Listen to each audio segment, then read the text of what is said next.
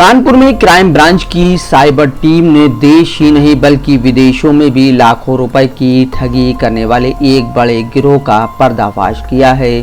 Police ने गिरोह के मास्टरमाइंड पुलकित द्विवेदी को ग्वालटोली से गिरफ्तार कर लिया है। पुलिस गिरोह के अन्य सदस्यों की तलाश में जुटी है। एमबीए पास युवक ने कॉल सेंटर बनाकर 50 करोड़ की ठगी की। कॉल सेंटर में 150 से ज़्यादा कर्मी काम करते थे। सभी को मिलाकर 50 लाख रुपए महीने सैलरी देता था। ये लोग देश विदेश के बिजनेसमैन को बड़ा ऑफर और रजिस्ट्रेशन का झांसा देकर रुपए ऐंठते थे। रोज 15 से 20 लाख रुपए का साइबर फ्रॉड करते थे। कंपनी के एक कर्मी ने पुलिस को इसकी सूचना दी। गुरुवार को क्राइम ब्रांच ने छापा मार कर मुख्य सरगना को अरेस्ट कर कंपनी को सील कर दिया।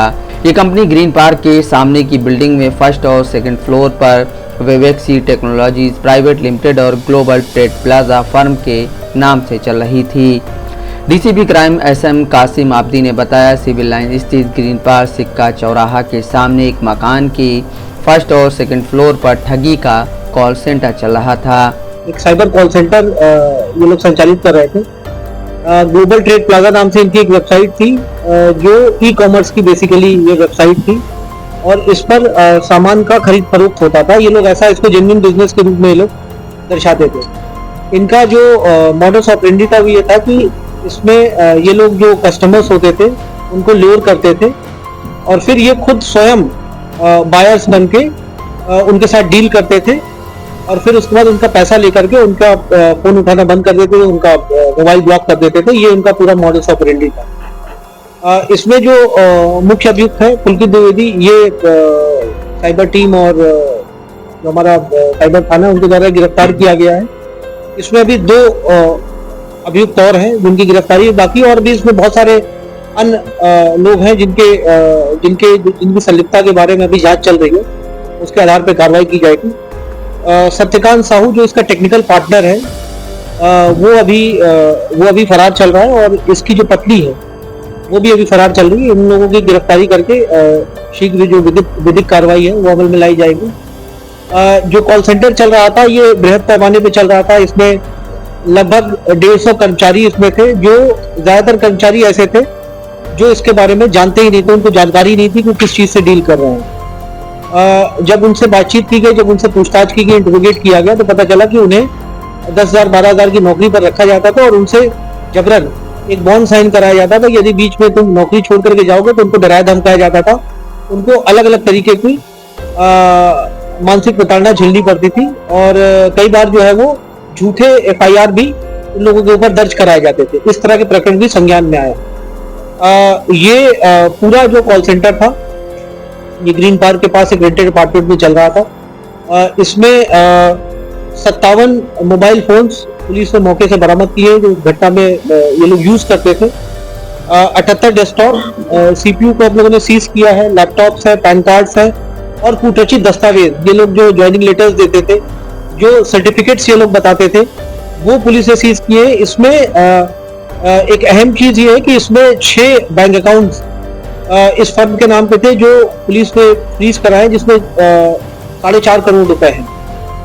ये टिप ऑफ द आइसबर्ग है। इसमें अभी और बहुत सारे बैंक अकाउंट्स इसमें शामिल हो सकते हैं क्योंकि इनका मॉडस ऑपरेंडी ये था कि ये एक बैंक अकाउंट उस समय तक चलाते हैं जब तक वो फ्रीज ना हो जाए। फ्रीज होने के बाद ये दूसरी कंपनी के नाम पे दूसरा एक बैंक अकाउंट खुलवाते थे और फिर उससे ये लोग फ्रॉड करते थे।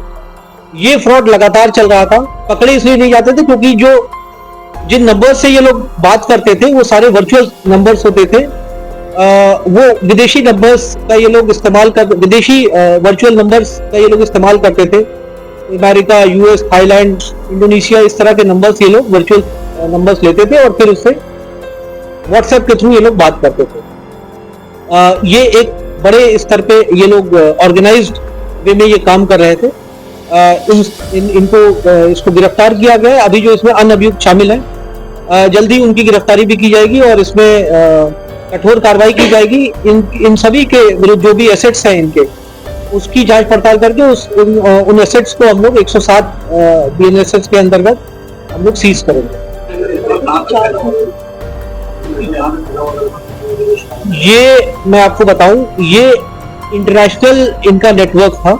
ये ना सिर्फ भारतीय नागरिकों बल्कि विदेशी नागरिकों को भी ये लोग अपने झांसे में ये लोग फांस लेते थे। हम लोगों को जो दस्तावेज डॉक्यूमेंट्स अभी तक मिले हैं उसमें इंडोनेशिया, थाईलैंड, म्यांमार और नाइजीरिया, इन नेशनल्स के लोगों की भी इन लोगों ने पैसे लिए हैं अपने बैंक अकाउंट्स में। और जैसा मैंने बताया कि ये विगत 4 सालों से ये कॉल सेंटर चल रहा था। ये हम लोग जो अभी, क्योंकि ये अभी जस्ट इनकी अरेस्टिंग हुई है और अभी प्रिलिमिनरी इन्वेस्टिगेशन अभी हो पाई है, डिटेल इन्वेस्टिगेशन जब विवेचना में मुझे लगता है ये बहुत बड़ा एक संगठित रैकेट था, ऑर्गेनाइज्ड रैकेट था, जो ये यहाँ पे हार्ट ऑफ द सिटी में जो ये लोग चला रहे थे। और क्योंकि ये इनके यहाँ जो कर्मचारी काम करते थे वो इतने डरे हुए थे कि वो आगे आकर के अपनी कंप्लेंट्स नहीं कर पाते थे। एक चीज और थी, जो इनके यहाँ जो सेगमेंट्स थे, जो मैनेजर्स थे, जो इनके कर्मचारी थे, उनको एक दूसरे से बात करने की आपस में अनुमति नहीं थी। अलग अलग वर्टिकल्स थे। मार्केटिंग का काम मार्केटिंग वाले करते थे, सेल्स का काम सेल्स वाले करते थे, कुछ कॉलर्स थे। तो इसमें इस तरह से ये पूरा एक ऑर्गेनाइज सेटअप था, जैसे एक ऑर्गेनाइजेशन रन करती है उस तरीके से ये प्रोफेशनली इसको रन करते थे और प्रोफेशनल तरीके से ये लोग फ्रॉड करते थे। इसलिए इनका पकड़ा जाना मुश्किल था। अभी तक कई सारी शिकायतें एनसीआरपी पोर्टल पे हम लोगों को मिली थी और उसके आधार पर हम लोगों ने कार्रवाई किया है। इनकी गिरफ्तारी हुई है। आगे की जो कार्रवाई है वो हमें मिल जाएगी। पुलिस की जांच में सामने आया कि कंपनी में रोजाना 10 से 20 लाख रुपए की ठगी की रकम आती थी। अब तक अनुमान है कि छात्रियों ने 50 करोड़ से ज्यादा की ठगी की है। यह आंकड़ा इससे भी कई गुना ज्यादा पहुंच सकता है। ठगी के कॉल सेंटर की शिकायत पर 12 अगस्त को ग्वालटोली थाने में रिपोर्ट दर्ज की गई थी। इसी मुकदमे में थाना नवाबगंज अंतर्गत फ्लैट नंबर 302 ए ब्लॉक के सिग्नेचर ग्रीन्स के रहने वाले संचालक पुलकित द्विवेदी को अरेस्ट किया गया। पुलिस ने इनके पास से 4.25 करोड़ रुपए, 57 मोबाइल, 78 डेस्कटॉप, 11 लैपटॉप, 4 फर्जी मोहर, 4 QR स्कैनर और पैन कार्ड आदि बरामद किया है। इसके अलावा गिरोह के 6 बैंक अकाउंट में जमा 4.5 करोड़ रुपए भी फ्रीज किए गए हैं। छापेमारी के दौरान कंपनी के मालिक पुलकित द्विवेदी समेत अन्य कर्मचारियों को हिरासत में लिया गया। पूछताछ में पता चला कि ठगी गैंग सिविल लाइंस में बैठकर कई देशों के कारोबारियों को झांसा देकर ठगी कर रहे थे। पुलिस ने पुलकित द्विवेदी को जेल भेज दिया है, जबकि उसके पार्टनर सत्यकाम साहू समेत अन्य आरोपियों की तलाश में जुटी हुई है। चांद खान, दस्तक लाइव न्यूज़, कानपुर।